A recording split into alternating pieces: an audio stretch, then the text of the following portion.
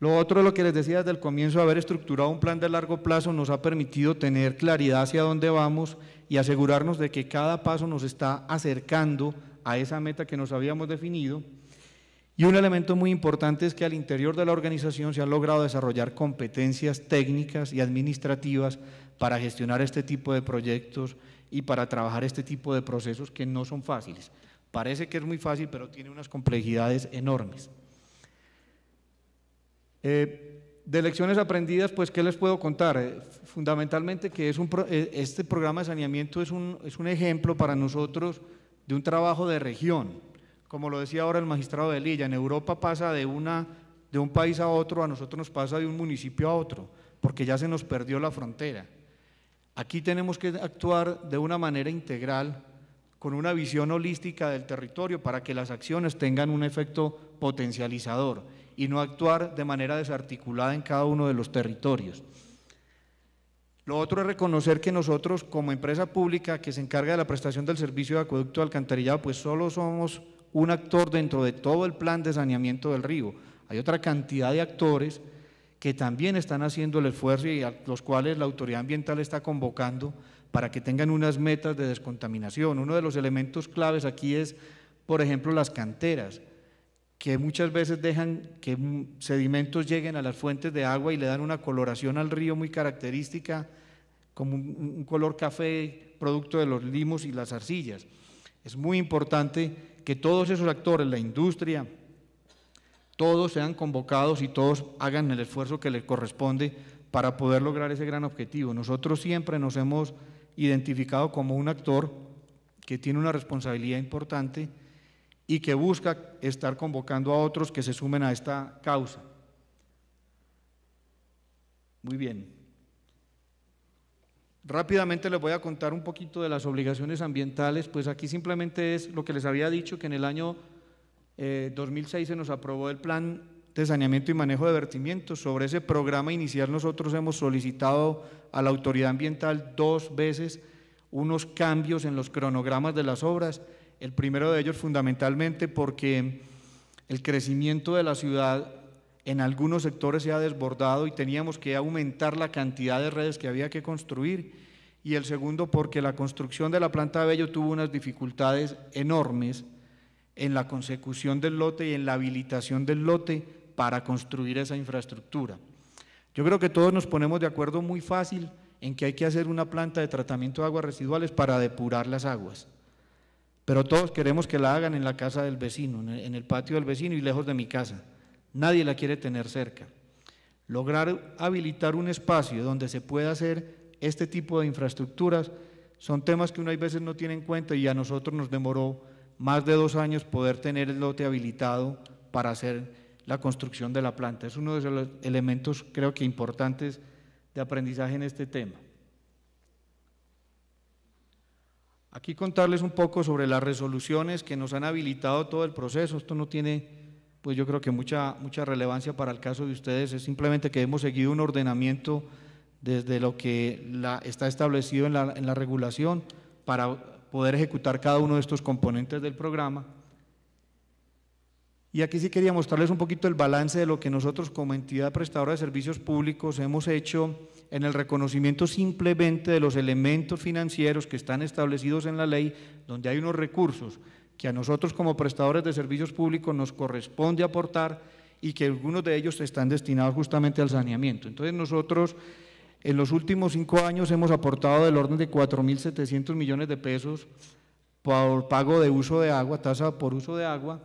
Por tasa retributiva hemos aportado 35.000 millones de pesos, y por la ley eléctrica de generación eléctrica pues los recursos son del orden de 54.000 millones de pesos.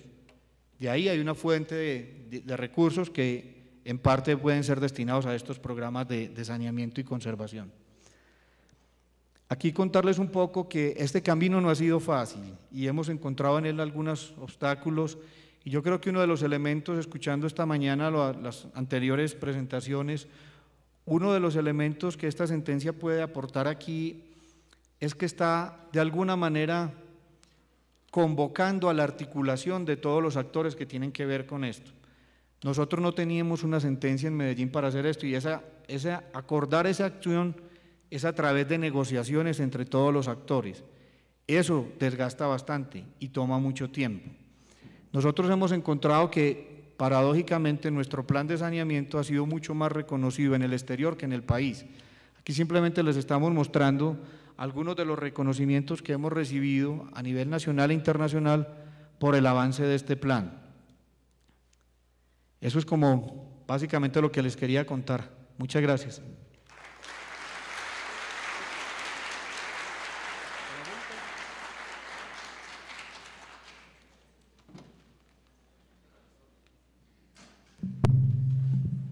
Bien. ¿Quién tiene tarjetas, preguntas, comentarios? ¿Tú tienes un comentario? Deme un segundo. Por favor, recolectemos lo que tengan tarjetas de aprendizaje. ¿Me ayudan, por favor, a recolectar? El día de hoy en la ciudad de Medellín hubo un vertimiento del agua de color azul. ¿Qué pasó? ¿Alguien sabe? Bueno, con alguna frecuencia se dan vertimientos de varios colores. Realmente ese tema, cuando hay ese tipo de vertimientos, es la autoridad ambiental quien entra a actuar para identificar quién es el responsable del vertimiento, y nosotros como prestador del servicio de alcantarillado lo que hemos hecho es apoyarlos logísticamente con nuestros recursos, cámaras de televisión, análisis de laboratorio para tratar de identificar con mucha precisión quién puede estar haciendo este tipo de descargas, pero ese tipo de eventos los atiende directamente la autoridad ambiental. Muchos de ellos provienen de la zona, digamos que hay entre el municipio de Caldas y la ciudad de Itagüí y Envigado, donde hay una parte que es semiurbana, y es la autoridad ambiental la que fundamentalmente interviene. Cuando el agua de color llega a la planta de San Fernando, nosotros le damos la alerta a la autoridad ambiental y nosotros asumimos la búsqueda e identificación del causante de la descarga, pero cuando la descarga es directa al río, no viene a través de la red de alcantarillado y no tenemos, pues digamos, es el área la que reacciona y nosotros como apoyo.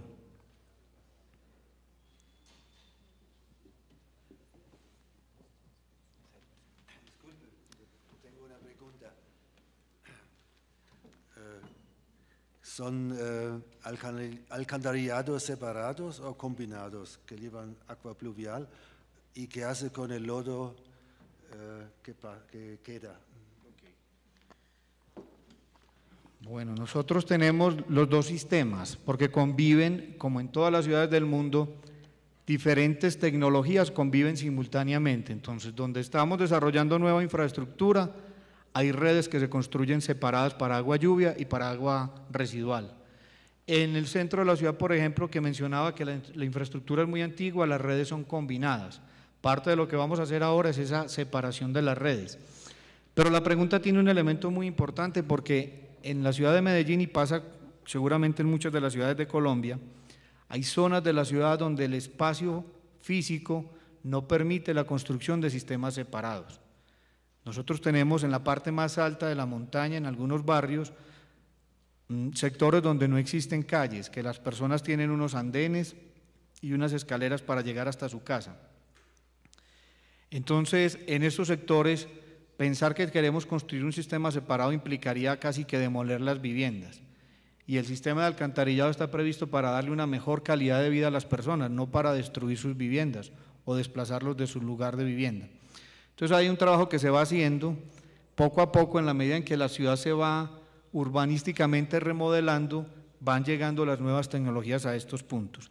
Y frente al tema de los biosólidos que vienen del tratamiento de las aguas residuales, pues la pregunta es muy interesante, porque nosotros hemos hecho a lo largo de 12 años de operación de la planta varias alternativas. Desde hace un par de años hemos venido en una discusión fuerte con las autoridades ambientales sobre qué hacer con los biosólidos, porque el país no contaba con una norma de uso y disposición de biosólidos. Después de 12 años de estar discutiendo esa norma, hace 15 días salió el decreto de biosólidos, que habilita el uso y disposición de los biosólidos. Entonces estamos justo en estos días, la norma se publicó en el Diario Oficial la semana pasada, vamos a estrenar un nuevo modelo, porque hemos hecho de todo, pero los biosólidos lo hemos usado para recuperar suelos, que es uno de los usos muy importantes en todas las zonas que han sido degradadas por la minería. Se han hecho ensayos para utilizarlos incluso como combustible, para sustituir combustible en hornos, en altos hornos y en hornos cementeros, pero como el país no tenía una normatividad, nosotros habíamos estado siguiendo la normatividad americana y las autoridades ambientales pues no estaban muy de acuerdo en que se hiciera eso, pero pues afortunadamente tenemos ya una norma que yo creo que le va a dar una salida muy importante porque era uno de los temas más claves en este proceso. Y estábamos en una sin salida porque entonces depurábamos el agua y qué hacemos con el lodo si no hay norma qué hacer con él. Y dejarlo al criterio de cada quien pues era un tema muy complejo. Yo creo que esta norma le va a dar una dinámica muy importante.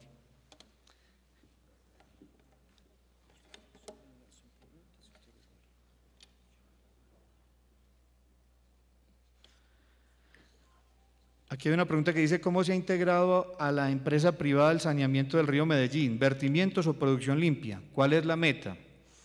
Pues yo creo que el esquema que se sigue en la ciudad es el que está establecido en la regulación. La autoridad ambiental establece para cada tramo del río, dependiendo de los usos, unas metas de calidad del agua. A partir de allí se fijan unas metas para depurar las aguas residuales y la autoridad ambiental convoca a todos los actores que están en ese sector para fijar con ellos los cronogramas y los plazos de las inversiones que se tienen que hacer para la depuración.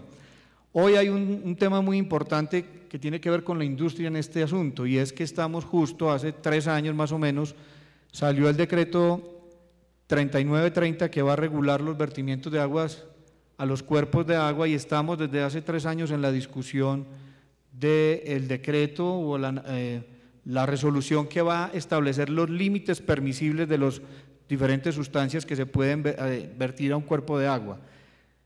En eso hay todo el universo y el panorama es enorme. Entonces yo creo que uno de los elementos muy importantes es buscar que rápidamente el ministerio pueda tener esa resolución para que nos dé un marco cierto de actuación y poder entrar con la industria a negociar muchos temas, porque la norma está insinuando que las empresas prestadoras de servicios públicos domiciliarios puedan hacer algún tipo de tratamiento con la industria, pero hasta tanto no se tenga claro cuáles son los niveles permisibles, no se puede determinar qué hacer con ellas. Por lo pronto, la industria tiene que cumplir con la normatividad de vertimientos como cualquier otra que esté descargando aguas a un cuerpo superficial o marítimo o subterráneo.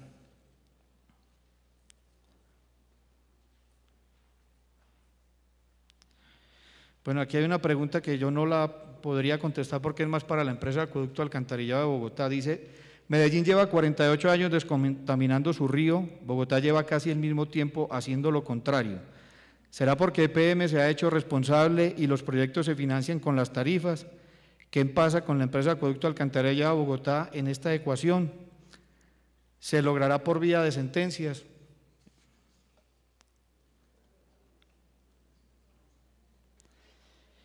Bueno, esta sería muy bueno. Dice, sobre los estudios previos de disponibilidad a pagar, ¿cómo fue el proceso? ¿Qué resultados obtuvieron? ¿Cómo implementaron esos resultados? Pues rápidamente el estudio lo que estaba buscando era hasta dónde la ciudad estaba dispuesta a pagar por tener esa descontaminación del río Medellín. Y partiendo de allí, fijar un esquema tarifario que permitiera, digámoslo de alguna manera, cómodamente pagar todo el proceso. Esta infraestructura, como ustedes pueden ver, es supremamente costosa y los periodos de recuperación de la inversión son tal cual están previstos en la regulación del orden de 40 o 50 años. Tratar de recuperar estas inversiones en periodos muy cortos de tiempo harían prácticamente impagables las tarifas de saneamiento, que es lo que le ocurre generalmente a todas las ciudades medianas y pequeñas en Colombia, que con la normatividad que hoy tenemos, pues si ellos quisieran hacer el saneamiento vía tarifas no lo pueden hacer porque no habría quien pague la tarifa.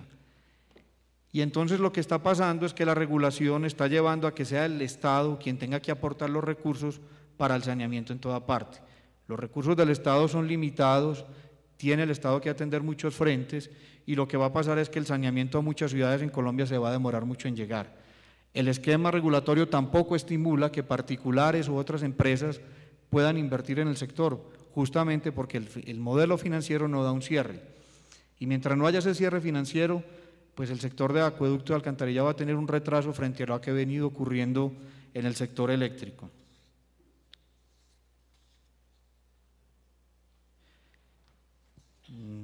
Yo creo que aquí ya están.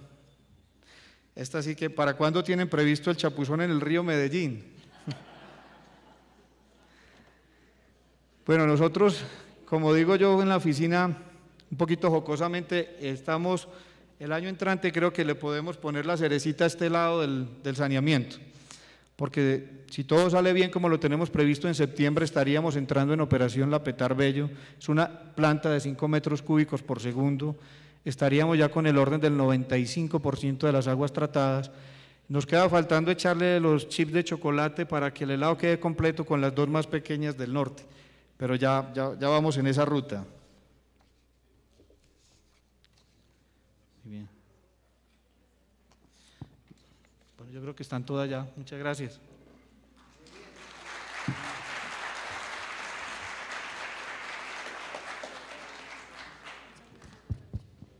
Muy bien, ¿qué vamos a hacer?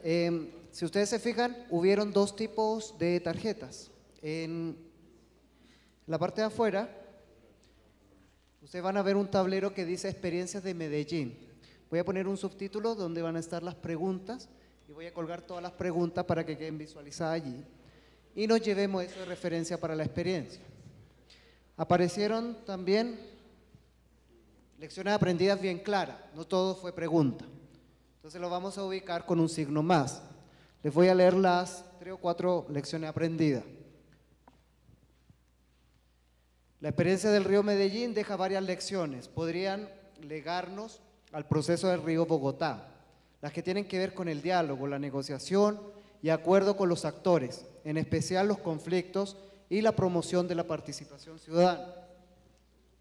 El río Medellín es el eje conductor de desarrollo. En torno al eje del río se han ubicado vías principales y redes. El río es parte de la vida económica, cultural de la ciudad. ¿Los datos de aporte económico a la protección de la fuente son suficientes? También se plantea como pregunta. ¿Son bien invertidos? Ahí hay que ponerle ojo para que también esto se genere como aprendizaje. Y las transferencias del sector energía eléctrica deberían estar explícitamente contemplados en la sentencia para que el saneamiento del río, teniendo en cuenta que emerja o que la energía se beneficiara del embalsamiento del río. Entonces todas estas tarjetas, tanto las preguntas como las lecciones aprendidas, van a quedar allí expuestas en nuestra salida en la galería de resultados. Nuevamente un aplauso para la experiencia de Medellín. Y a continuación los invito a seguir navegando. Esta vez nos vamos a ir un poquito más lejos de Medellín. Vamos a tener que cruzar el Atlántico. Entonces los dejo con Diana para que nos haga la presentación de la segunda experiencia de aprendizaje. Un actor dentro de todo el plan de saneamiento del río. Hay otra cantidad de actores que también están haciendo el esfuerzo y a los cuales la autoridad ambiental está convocando para que tengan unas metas de descontaminación. Uno de los elementos claves aquí es, por ejemplo, las canteras, que muchas veces dejan que sedimentos lleguen a las fuentes de agua y le dan una coloración al río muy característica, como un color café, producto de los limos y las arcillas. Es muy importante que todos esos actores, la industria, todos sean convocados y todos hagan el esfuerzo que les corresponde. Este programa de saneamiento es un ejemplo para nosotros de un trabajo de región. Como lo decía ahora el magistrado de Lilla, en Europa pasa de un país a otro, a nosotros nos pasa de un municipio a otro, porque ya se nos perdió la frontera. Aquí tenemos que actuar de una manera integral, con una visión holística del territorio para que las acciones tengan un efecto potencializador y no actuar de manera desarticulada en cada uno de los territorios.